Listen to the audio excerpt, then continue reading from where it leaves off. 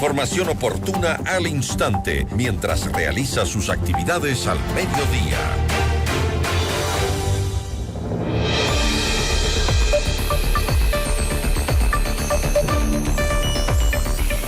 Y como comentábamos, el Vaticano se convierte nuevamente en el epicentro de atención mundial con el inicio del cónclave para elegir al próximo Papa. Este cónclave, que reúne a 133 cardenales electores de 71 países, que se perfila como uno de los más inciertos y complejos en la historia reciente de la Iglesia Católica. Sin un claro favorito y en un contexto de tensiones internas, los cardenales se enfrentan a decisiones que definirán el futuro espiritual, moral y político de más de 1.000 millones de fieles en todo el mundo.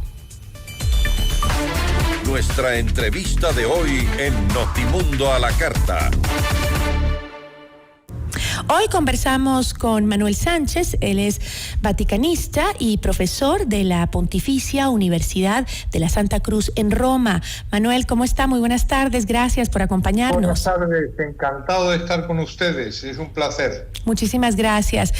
Conversando un poco sobre el tema, ¿qué factores considera usted que han contribuido a que este cónclave sea considerado uno de los más inciertos y fragmentados de la historia reciente? Bueno, yo creo que es un análisis que se hace desde el punto de vista externo a la Iglesia o a la lógica de cómo funciona el Vaticano, porque hay más cardenales que otras veces.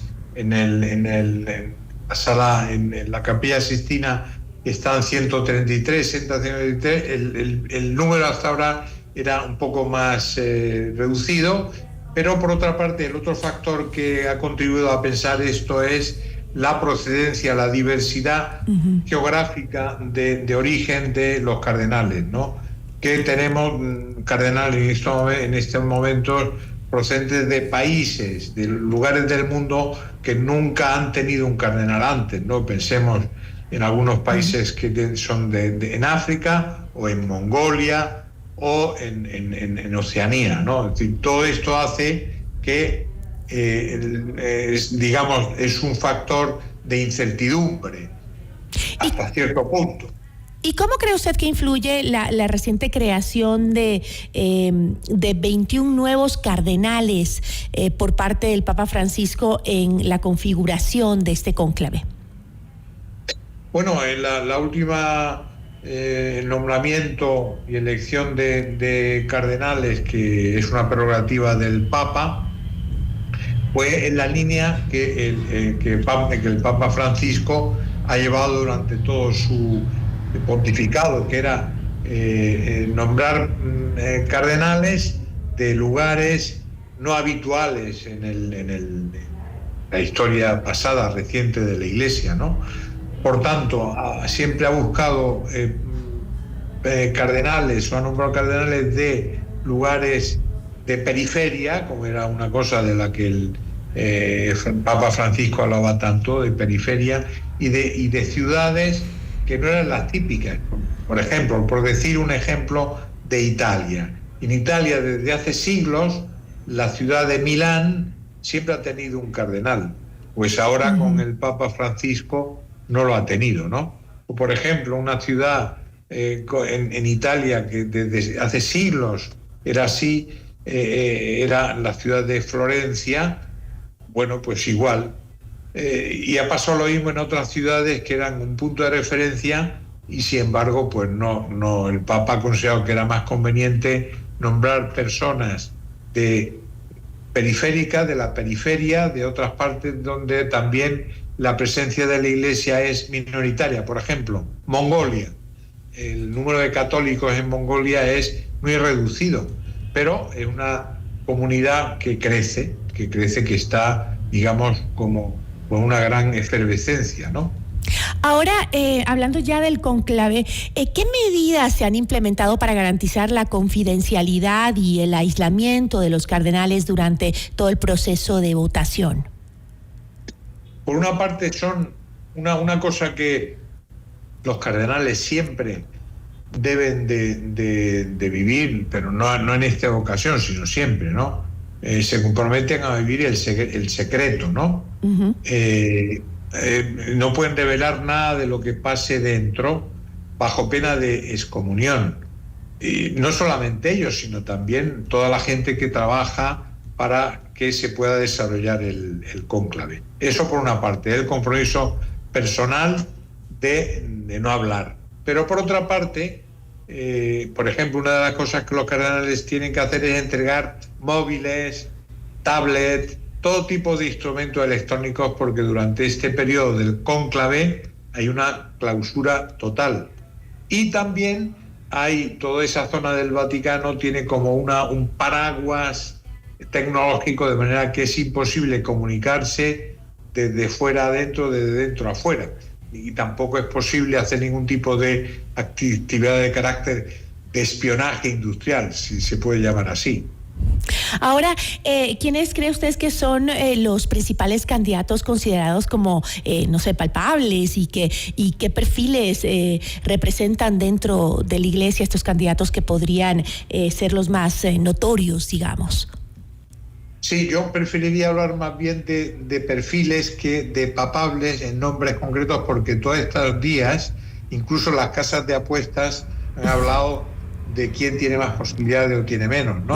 Que las casas de apuestas ponían en primer lugar a un cardenal como es el cardenal Parolin, ¿no? Uh-huh. Pero claro, este tipo de análisis tienen poco que ver con la realidad, porque las lógicas de los cardenales van por otro lado. Ellos se fijan más en los perfiles que en las personalidades. ¿Cuáles son esos perfiles?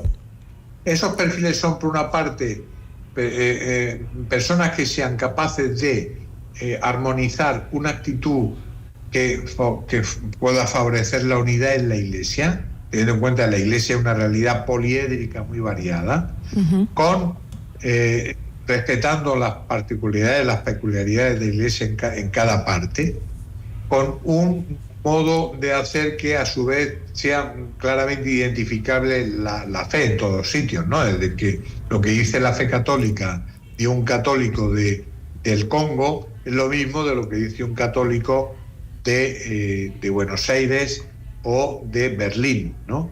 Pero unidad marcada por una gran caridad y diplomacia, ¿no? Esa es otra cosa clara, ¿no? Es decir, esa forma de hacer que la que todo el mundo se encuentre a gusto, ¿no?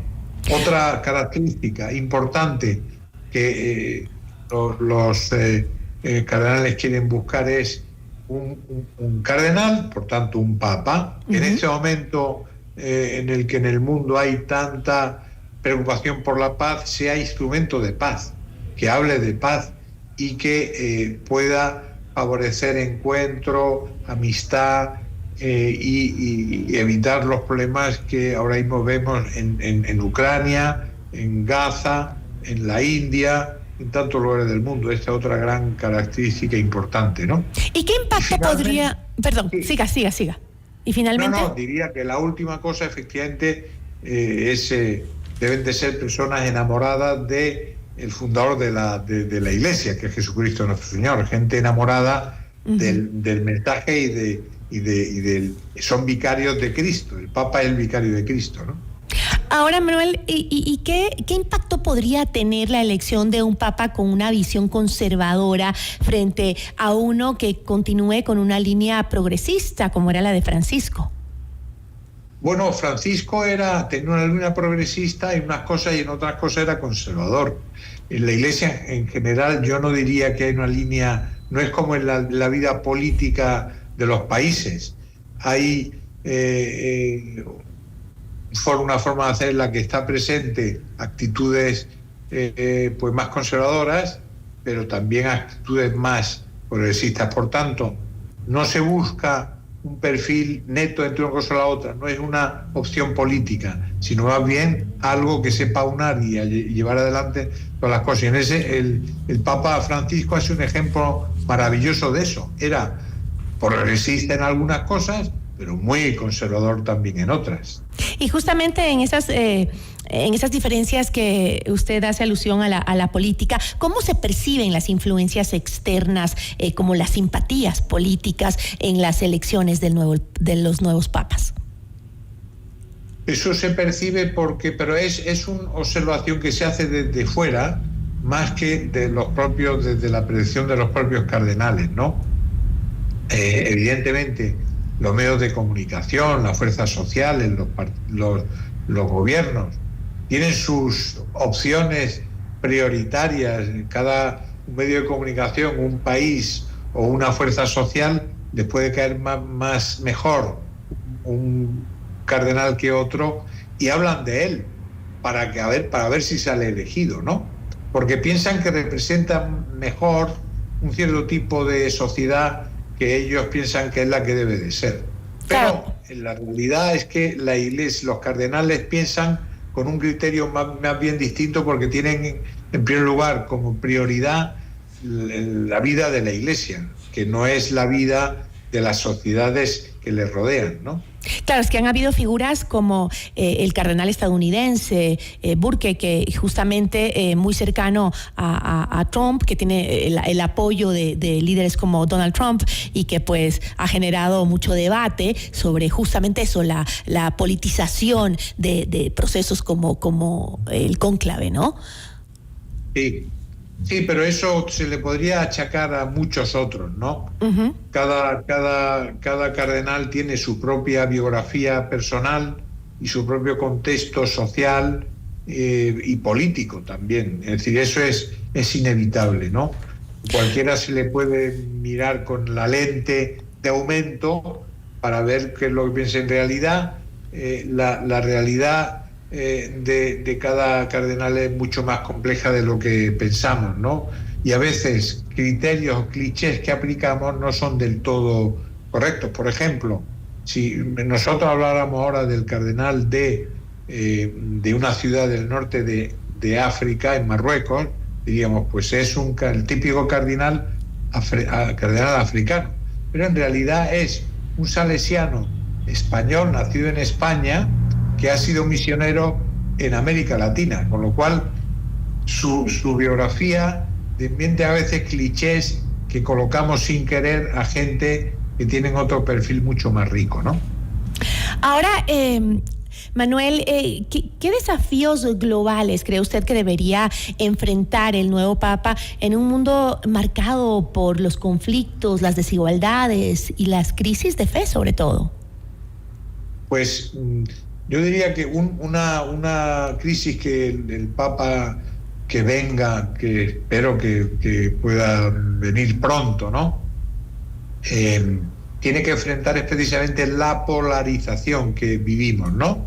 Es decir, sociedades polarizadas, radicalizadas en las opciones políticas, ¿no? El Papa Francisco, una de las cosas que habló mucho fue de la amistad social, cómo era importante la amistad social, también entre tradiciones religiosas distintas, que nos encontremos y nos comprendamos, aunque nuestra identidad sea de otra forma, ¿no? Pero eso no tiene nada que ver con la posibilidad de convivir y comprender al otro. Ese es un reto importante. Otro que la Iglesia tiene que enfrentar es el crecimiento de la Iglesia en el sur del mundo y la pérdida de potencia en el norte del mundo. ¿Qué quiere decir esto? Que, por ejemplo, en África está creciendo muchísimo la Iglesia, en África o en Asia, mientras que en Europa y en algunas zonas de América, especialmente en Norteamérica, la Iglesia ha perdido fuerza, ¿no? Pero, como decía ayer estuve con un arzobispo africano que trabaja en Roma. Él decía que en realidad no vivimos un proceso de crisis, sino solamente de reordenación de la fe, que acabará aclarándose en los próximos años. ¿Y qué papel, Manuel, cree que jugará el nuevo Papa en la lucha contra los escándalos de abusos y en la implementación de reformas dentro de la Iglesia? Pues será muy fuerte, muy alto, porque ha ido increciendo no solamente la acción dentro de la Iglesia para combatir esa lacra, sino también como ejemplo para los demás. Desde el inicio antes de descubrir los abusos que hizo Juan Pablo II, las medidas que tomó con más fuerza Benedicto, y las que con más fuerza aún ha ido llevando adelante Francisco, creo que hay un crecimiento fortísimo en la acción contra los abusos, pero que debe de seguir creciendo, y que en estos momentos lo que está haciendo la Iglesia es, en algunos países, un ejemplo de cómo debe de actuarse, porque la Iglesia ha establecido una serie de protocolos que ayudan no solamente a la protección del abusado, sino que se puedan denunciar inmediatamente a aquellas personas que puedan haber ejercido algún tipo de abuso de carácter sexual. Y que será crucial para restaurar justamente la confianza en la institución, ¿no? En la Iglesia Católica. Yo le agradezco muchísimo por habernos acompañado, Manuel, y esperamos a ver salir la fumata, ya sea negra o blanca, pronto. Me imagino que estamos en el cambio horario y seguramente en poco tiempo, no sé cuánto, pero estamos pendientes Muy bien. de ver si sale. Ahí estamos, tenemos una imagen en vivo justamente a esta hora. No sé exactamente en el cambio horario que estamos, pero allá es las 8:36, me dicen en producción, ¿no? 8:36. Exacto. Son 8:36 aquí, sí. Sí, usted que está allá sabe mejor que yo.